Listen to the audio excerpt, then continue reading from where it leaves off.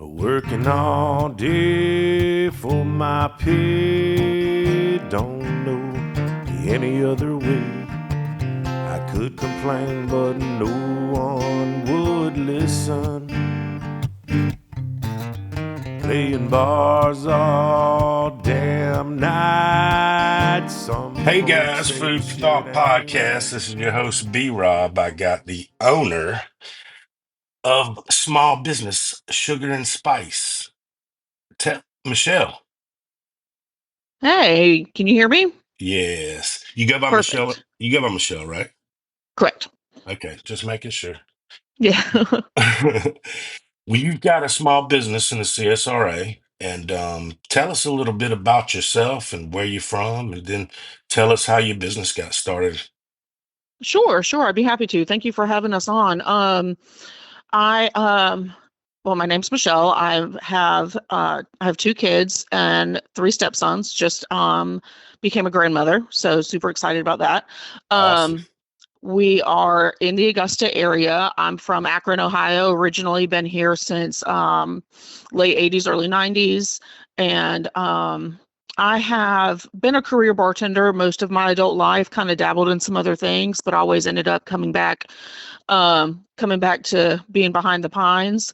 And was heavily into bartending around 2020 when COVID started. I was able to kind of put myself into a couple different places and was doing really well. I had three jobs, very busy. Um, and 2020 kind of smacked us in the teeth. I think Right, everybody, right, unless you were working in a hospital or a firefighter or a nurse, you kind of got hit in the teeth employment wise, right? So, right. um, I always made the joke of like, your bartender is essential. Oh but yeah, definitely.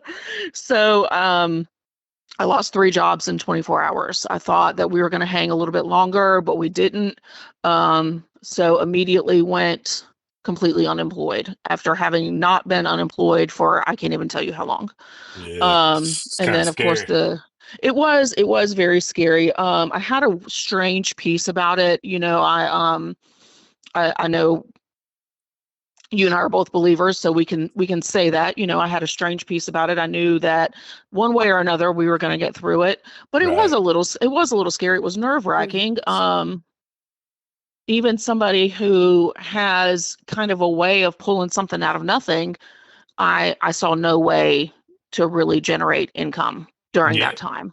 Yeah, it was kind of Um, hard. I mean, even us that weren't afraid to go out and actually do things, we weren't able to do it because everybody else was, listening to mandates and that sort of thing. But we won't get into all that. But yeah, it was definitely really hard for us, definitely.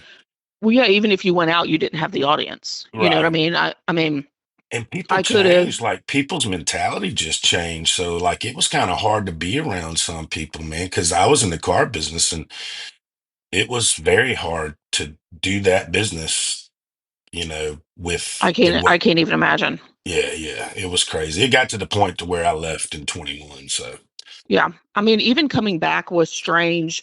Um, because so I work at a private golf course. Even coming back was a little bit strange because even though we had like a lot of weekend business and stuff like that, people were still kind of staying away, weren't dining out quite as often. And then we had dining out regulations that we had to follow. So even if people were like, yeah, I'd love to go dine out, but I don't want to deal with all the mandates and regulations, which was I say that to say that was more the case with a private golf course. We were kind of, I tell everybody, we were kind of in our own little bubble.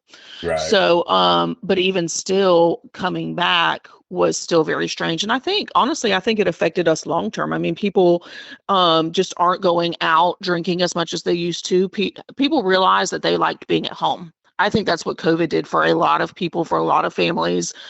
People realized they actually liked being at home, and that's where my business, I think, was able to thrive. So we started honestly right before Georgia opened up, because Georgia opened up pretty early. Yeah. um we started making mixtures at the house. My story is I was about to go for a walk. I'd kind of pulled myself out of my month of unemployment funk and wanted to go get some sunshine, and someone in my neighborhood posted on Facebook. I was kind of scrolling through a little bit. Where can I get a margarita mixer? And that's what got the wheels turning, honestly, because I knew I couldn't do booze. I knew somebody would come knocking, but I knew I could make mixers. I knew I could put something together that somebody could come pick up, put whatever they wanted into it, and still be able to have something other than a vodka and soda that they were making at home.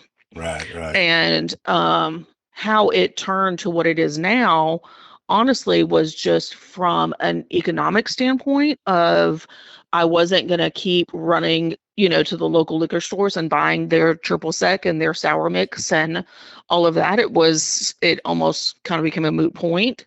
So I looked into my own recipes, and then my own recipes began people asking, well, can you do a mango margarita? Can you do a strawberry margarita? Are you going to do lemonades? So people started really asking and really kind of putting, like, testing my limits, I guess you could say, like really Yeah, kind of definitely. tapping into that creative thought.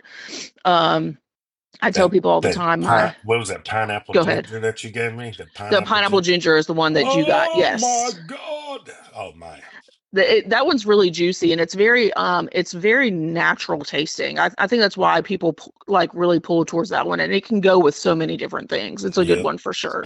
Now you're using natural stuff, right? You're I using am. yeah, that's what I thought. That's why. I And am. you can taste the difference, man. You can Thank you. what's that juice everybody gets at the damn store, fresh? I forgot, but it just tastes like straight Kool-Aid and sugar. You Yeah. can't taste the fruit or nothing. It's just crazy. No, you've got all these mixers that have a ton of chemicals and dyes and everything in them, and people say a lot of times, well, I don't do mixed drinks because I always wake up with a hangover. Right, Well, what right. you're really being hungover from is not, Damn. I mean, of course, alcohol, but it's all the sugars and the preservatives and everything that you've been putting in your body 5 and 6 times or however many, cocktails you had on a night out. Yep. And And you hit that with some Waffle House at 2 o'clock in the morning. Yeah, you gonna have a hangover. yeah, I've definitely made my Waffle House trips after the bar, that's for sure, haven't we all? Right, right. Um, so thus began looking into how to do this naturally, not only from an economic standpoint, but the wheels really got to turning on how to get away from the store-bought stuff and how to really do this on my own. So Right. it was a huge learning process, but it really just kind of came naturally. It was one of those things, we didn't spend a ton of time researching opening a business. It wasn't anything like that. We didn't overthink any of it. We were just like, hey, here's a need. We could at least do this, while everybody's feeling the pain of bars being closed or not wanting Make, to go out. make And a then little it'll money on the probably side. fizzle out. Yeah. And then it'll Right. probably fizzle out, you know. But my husband did say, and I never missed the opportunity to mention this. So he left normal, came home. He was an essential employee, so he worked all the way through. Right. Um, and left a normal wife and came home to a business being started. And I kind of briefly, very briefly, told him what I was doing, and started getting messages. At the time, it was just in my neighborhood Facebook, and started getting messages, started getting questions, started getting orders. And it was either that night or the next night, I was like, honey, I think I'm going to put this on my personal Facebook and put it public. And he said, if you do that, our lives will never be the same. And I tell everybody, like, he spoke that into existence because we hit the ground running in 2020, and really have not looked back. That's awesome. And yeah, and if anybody out there is ever thinking like, there's no way I could hit the ground running with this business idea, yes, you can. Yeah. Yes, you can. I mean, don't overthink it. Like you just picked up your microphone and your guitar, and you're like, I'm going to go sing at restaurants. Like, yes, you can. Yeah.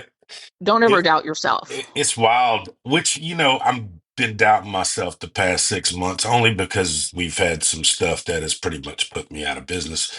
I mean, I'm still doing it. I'm just not doing it 5 nights a week like I used to. So Sure. I didn't play none last week, but I got 3 gigs this week. But this podcast, man, is really it's just something that I've always had, because when I started posting the crazy stuff back in 2017, people always told me I needed to do a podcast. But I kind of knew that they would try to take our rights away at some point. So Sure. I didn't want to build anything and then lose it all.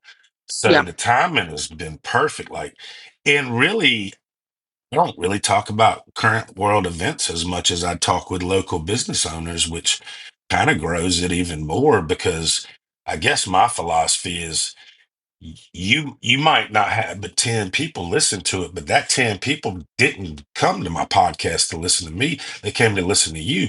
But then if they like what they hear, then they'll go listen to another episode, then another episode, and then maybe they'll subscribe. And that's how you grow it. It's just it's crazy. And as long as you help other people, I think, that's it'll always come back to you, I think. Full circle, full circle.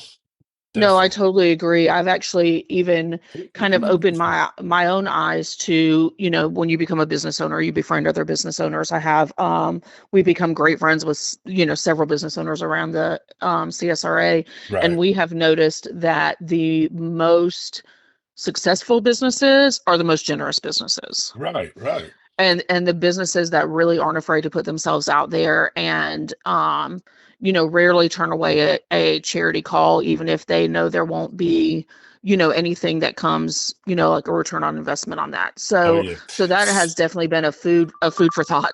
No pun intended. Especially the first two, For yeah, especially the first 2 years of your business, it's imperative to get your name out there, even if you have Absolutely. to do some free stuff, which I did a whole lot of stuff, and I still do some festivals and stuff and don't get paid, but Sure. definitely, Sure. No, I mean, putting yourself out there and just kind of biting the bullet. I mean, we do event bartending also. And as I was learning, I mean, we way underbid, our first several events, or we've just right. done events, or, we'll give away a jar if somebody's needing to put a basket together. I mean, we have really no issue with that. It doesn't bother us at all. And we do think it's what helps with the growth. I'll be at a tasting and somebody I've never seen before in my life will be like, oh, I have 3 jars of this in my refrigerator. And I'll tell you that never gets old, but it's also very, very humbling, Yep, yep. to know that something I'm just, cooking up in a kitchen is in homes of people I'll never meet.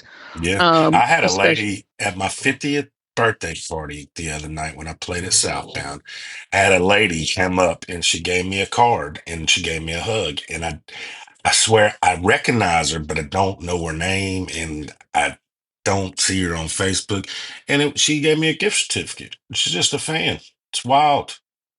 It's yeah, very it is. humbling. It It's is. It is. very It humbling. is a very humbling, and I think for people like us that really started from the bottom, I'm not a trust fund kid. I didn't have, a Right. bunch of money handed to me to start this business. We really just it started as organically as I'm telling you. It was, hey, I could throw a couple of these liquids together and make them taste into something that might be good with tequila, and that was just kind of how that was.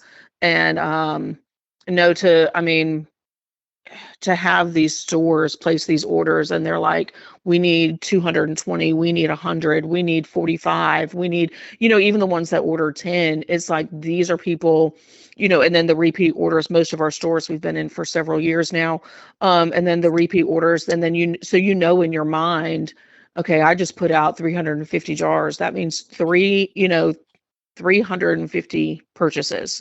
Right. Maybe not 350 people because people buy multiples, Right. but we have one store, the liquor store over by Costco. They'll tell us people, if we ever run out because everything is homemade, people will come in once we restock them and just buy one or two of each one. And that is such a wild thing when you think about the fact that 5 years ago this didn't exist. Right, right. And And you do your this own bottling and stickers we and all that do. stuff. Yeah, yeah. We do. Yes, we In-house. do. We had a dear friend of mine design some labels, basically just from us putting our heads together, on wanting to move away from. We had kind of very a neon beachy type label. We wanted to move into something that worked a little bit better with the mason jars.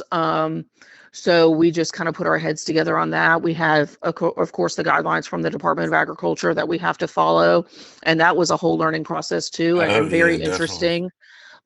Very interesting with that. And so we squeeze the citrus in how I mean everything, really everything. Squeeze the citrus, cook the berries, That's awesome. Cook the spices, cook the herbs, everything. Yeah, I really like the old mason jar look. You can't go wrong with the old mason jar, especially in the South. Well, and that's kind of what we were thinking. We looked at several different bottle types, and mason jars, especially here in Georgia, are just available year round. You can get them a lot easier. We like the look of a couple other different designs, but this is kind of where we're staying, what people know, and what makes sense. So Yeah. Well, obviously you're doing good post COVID now. How many stores are you in now in the 11. C.S.R.A? That's We are in great. 11 That's stores, awesome. boutiques, liquor stores. Um, the fun part about it is they don't contain alcohol. Yeah. So like Soul Himalayan Salt Cave, they carry our mixers, and they can, because they don't contain alcohol. Roots Produce, another one, and we try to get our produce from them too, so we can be locally sourced. They can have them on the shelves, and it doesn't matter. Nobody's going to come after them Right. because, one, of course, they're labeled correctly. But two, there's no booze. So, I get the question a lot, are you ever going to incorporate alcohol? Well, maybe it's at some respect, sure, but we will never completely leave the idea of an alcohol-free mixer that can Yeah. go anywhere. Absolutely. I mean, you could just put half of it with a glass of ice and water, the rest water, and have a nice Yep, drink. water, soda water. I mean, Yep. funny story, my daughter, when she was in public school, she was like, "Mom, can I take a watermelon margarita to school?" And I was like, "Yeah, sure, honey, grab whatever you want." So she's at school, drinking out of this pouch that says watermelon margarita. And yeah, that was interesting. That was an email for sure. Yeah, yeah. My daughter even when my daughter, I gave her some and made her a drink, and she was like, "Man, this tastes like it." Because I think I got the pineapple margarita. That's one of Mhm. them? Yeah, I think I got that. And she was like, "Man, this is good." I was like, "Don't get pulled over." She was I like, know, I Is there know. alcohol in this?" She thought there was alcohol in it, and I was like, "Nah, Oh I'm goodness, just that's kidding. funny. It just tastes really good." No, it does. It does. And we encourage people to try it without alcohol. And and then that's kind of an untapped resource, really, is like people Right. who don't really want to drink, or like, we just finished up dry January. People who want to still taste a mocktail, expecting moms, like they want to still be able to, put their It's cute little funny. lime in their drink and have fun, but they don't want to just drink cranberry juice, grape juice, and orange juice for 9 months. It's funny. I'm 50 years old, and it went from a drink called a virgin to a mocktail at some point in time. I I know, forgot, I like, know. I don't know why it's not called a virgin anymore, but it's not. It's just called a mocktail. It's wild. Yeah, mocktail is definitely a buzzword. When I did an interview with News Channel 12, I believe it was, Yep. a few years ago, they didn't call it a cocktail business; they called it a mocktail business. Yep. So, and I was like, well, whatever, that's fine. Gotta run with So, it. so You yeah, we gotta. just signed a deal with AB Beverage Distribution. So Oh, we're that's going to be a awesome. little bit more far and widespread. Yeah, we're super excited about that. That has been a dream come true, a long time coming for us. And we've got some other stuff in the works with some other local businesses. Yeah, it's honestly, it's just wild what one little idea can do. Yeah, And definitely. and like I said, like, just this one little idea that I had sitting on my couch, tying up my shoelaces, about to go for a walk. And I remember the whole walk just being like, well, I've made this before in bulk for a shower. I've done this before here. I've done this before here. And the dream for a long time was to be an event bartender, which we do. But that was the dream. I never had any other thought in my mind. I wanted to be an event bartender. I knew I was going to be self-employed in some respect. And I honestly thought that that was it. And then this just really, it just happened, and it's become something that I thoroughly enjoy. And I enjoy the bartending too. We've booked 2 weddings this week. Well, let me say We have this a good time with that. Go ahead. let me say this real quick to the audience. The difference is, like, you can have the thought, but if you don't act on it, it's just a thought. And trust Absolutely.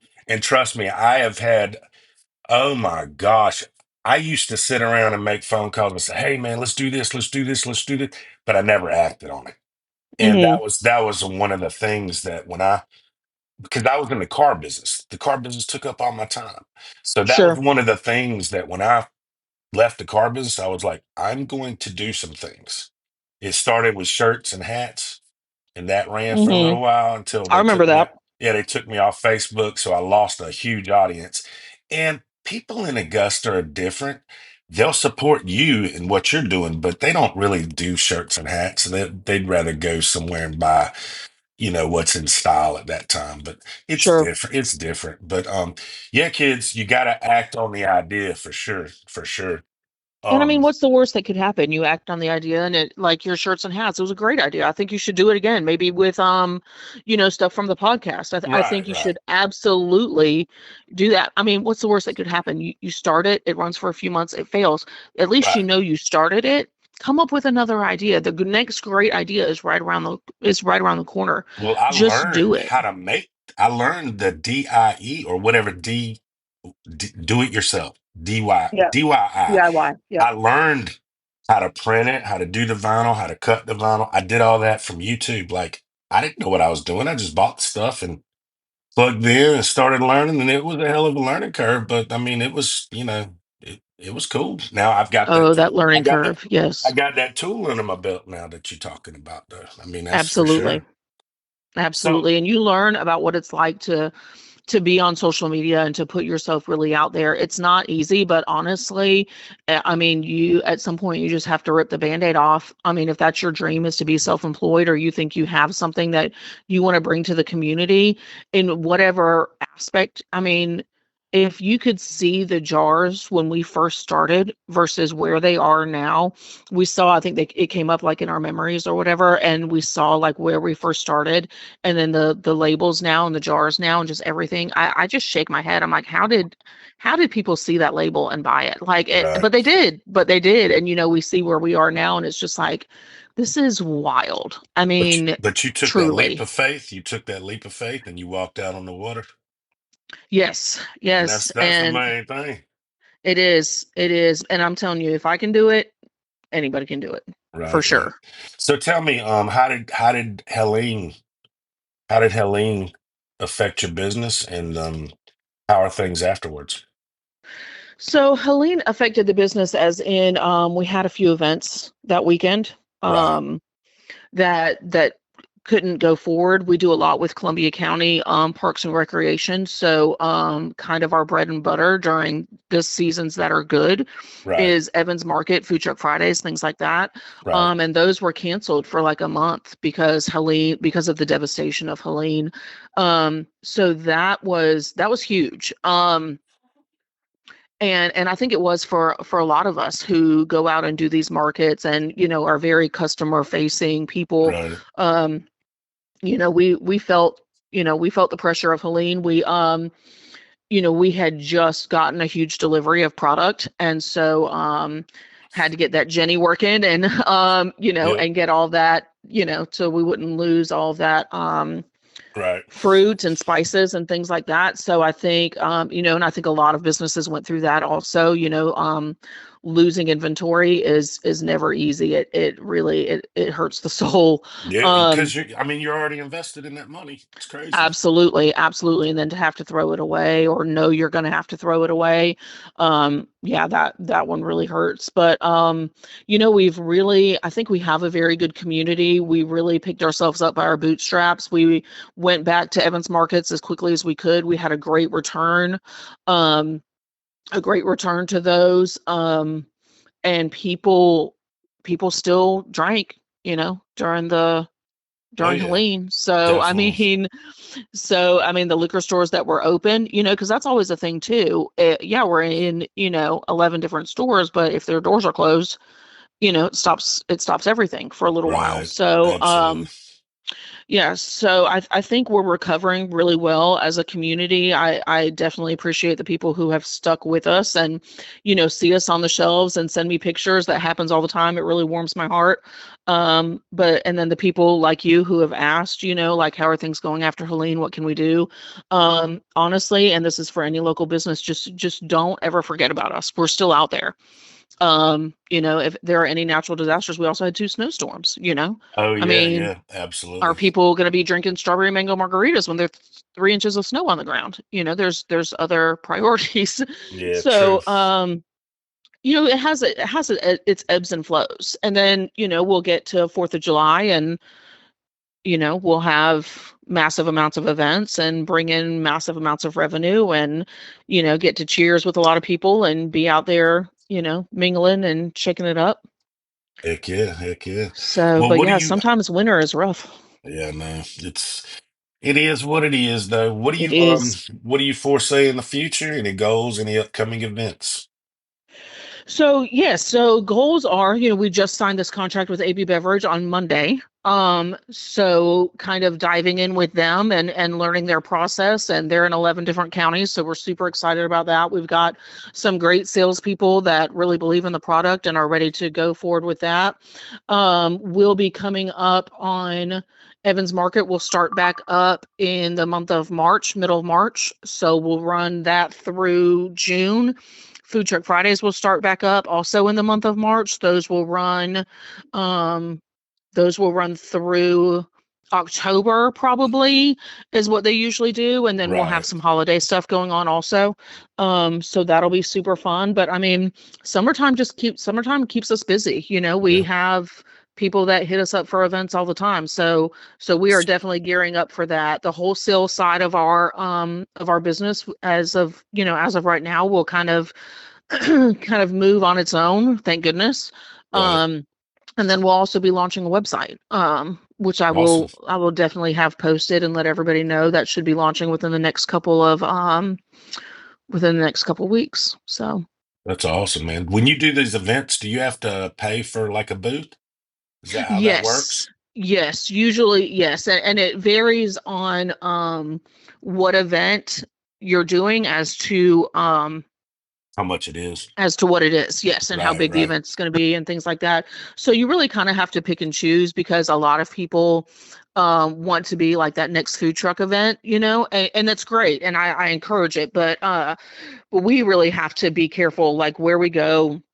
Licenses are expensive. We have to get an event license. Every single time you see me pouring alcohol, I've gotten an event license, and Yeah. it's not an 100. easy process, and it's not cheap. Yeah. So so yeah, we definitely have to deal with that. And then I say deal with it. We're used to it by now, to be Right. honest. We're kind of a well-oiled machine at this point. Columbia County Parks and Recreation make it very easy for us. We really enjoy working with them. But yes, usually people charge a vendor fee. Yeah, that's what I thought. I just wanted to make sure, and I'm sure our audience probably had questions about stuff like that as well. But Sure, absolutely. But don't let it deter you, because also understand, I mean, we don't know what the political climate will look like, but also understand these things are tax write-offs. If you're a oh yeah, legitimate business and you want to get involved in vendor events, don't let the vendor fee run you off unless it's just exorbitant. But usually the ones that are worth going to, these people know what they're doing. So they know what right. to ask for from their vendors. And and communicate with with the person hosting the event. Always communicate. We have a great relationship with with the people at Columbia County, and then the people who reach out to us on a regular basis. We've done some CrossFit events, we've done several things, and just always communicate. Always find out what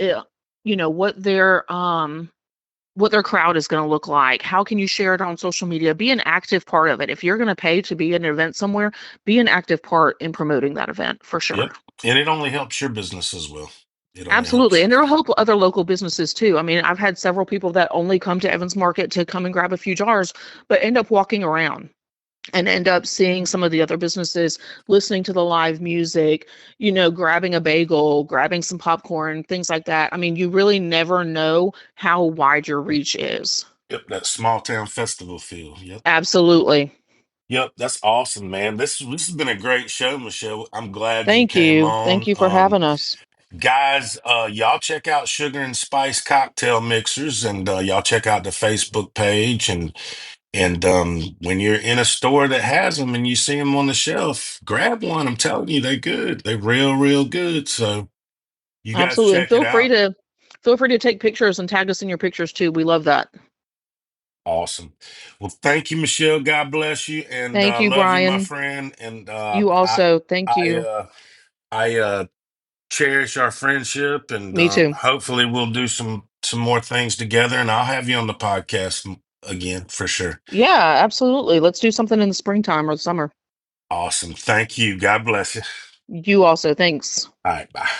Bye. Well, all gas, no brakes.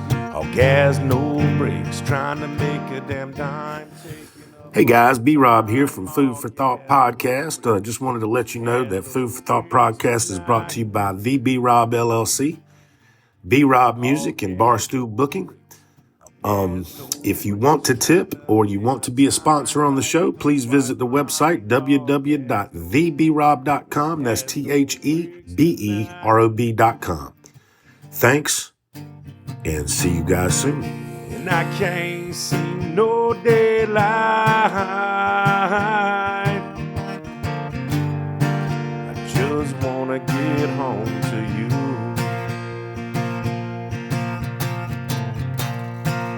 And I can't see no end in sight. And I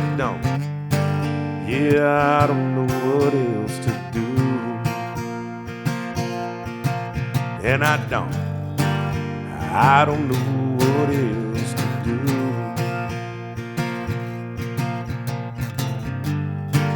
And I don't know what else to do.